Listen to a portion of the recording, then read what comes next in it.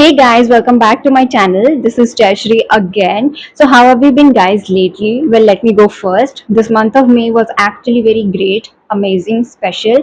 Every good thing at the same time. In terms of reading, yes, but in terms of life, also yes.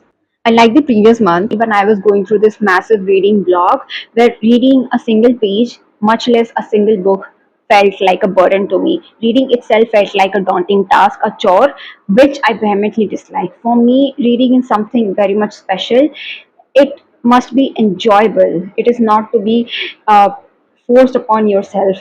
But all of these things are right now in the past. For now, I have powered through it all and I have read at least two books. That is more than two books. And remember, it was not about completing all of these books. It was about getting back to reading and enjoying it again. So let's see what are the books that I have read and what are the things that I've liked and disliked about them. The first book of the month was The Murder in Old Bombay by Nev March. It was a reread, but this book is actually what got me back into this reading loop. So yeah, it counted as a reading of the month. Our protagonist is Captain James Agnihotri, who is an ex-British regiment soldier discharged based on medical ground. He is going to start his new career as an investigator, and his first case is itself the mysterious death of two women who were allegedly dead because of an accidental slip from the university clock tower. Now, he was hired by the male relative of these two dead women and was told to get to the deep end of this because the male relative Adi, he does not believe that his wife and his sister could have any plausible reason to be there in that tower, only to be ended up as dead. Now, the plot is set during the British Raj in India in 1892, long after the Sepoy Mutiny, and here Jim is a biracial. He is an Anglo-Indian, so he will be having a difficulty of accepting who he is because he was raised orphan. He doesn't know who is his real father, and in addition to that, there will be gazes by the society itself, because being a biracial at that time, it means that you are impure and you deserve to be in long suffering. And besides all of these, he's a very deeply ruminative person. He doesn't just merely observe people, he actually dissects their character and personality layer by layer.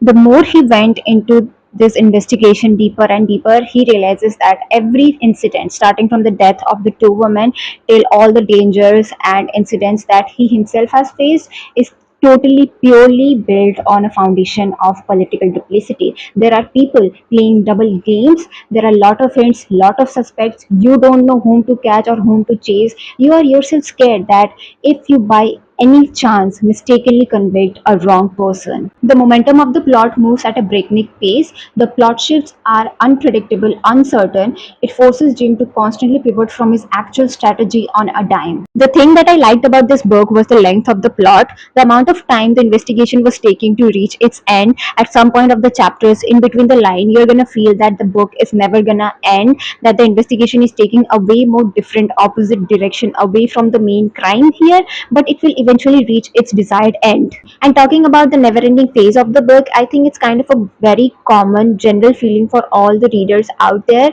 I too, honestly speaking, felt restlessness in between the chapters. I thought that this book is never gonna end. It is taking so very much long time, but I carried on with it because I somehow enjoyed the plot. I hadn't actually lose my grip with the story. Plus, the amount of time taken in this book could have been equivalent to the exact amount of time that would have taken during that era if something like this had happened. Naturally, I couldn't get over the first book, so I went straight into the sequel, The Peril at the Exposition. Here we have Jim and his new bride Diana. They have moved to Boston, America to start a new life for themselves out there, where he would be working for a detective agency. The setting drastically shifted from India to the grand dizzying spectacle of Chicago World Fair in 1893. Here the tone shifted too. The atmosphere became intensely claustrophobic. Because Jim has gone missing, he went off to Chicago for an assignment on behalf of the agency, and there has been no word of communication from him, neither to the agency nor to his wife, who is worried sick. So Diana is gonna be the investigator here. She will be going to Chicago in search of her husband because she is completely sure that there is something sinister or dangerous going over there in that God forbidden city, because of which her husband is missing or maybe in grave danger. She has to navigate through this massive, unfamiliar city all on her own just to find the whereabouts of her husband.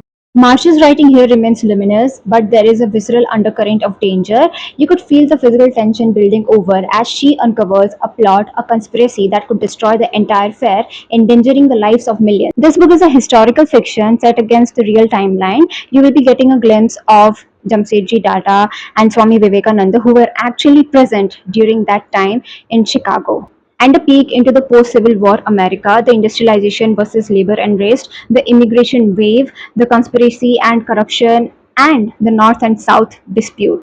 After two intense historical thrillers, I needed a breath of fresh air, so I turned to Michiko Ayama's What You Are Looking For Is in the Library. This book is a pure sanctuary. It follows five individuals who completely feel stuck in their careers, who happen to cross their path with an enigmatic librarian in Tokyo.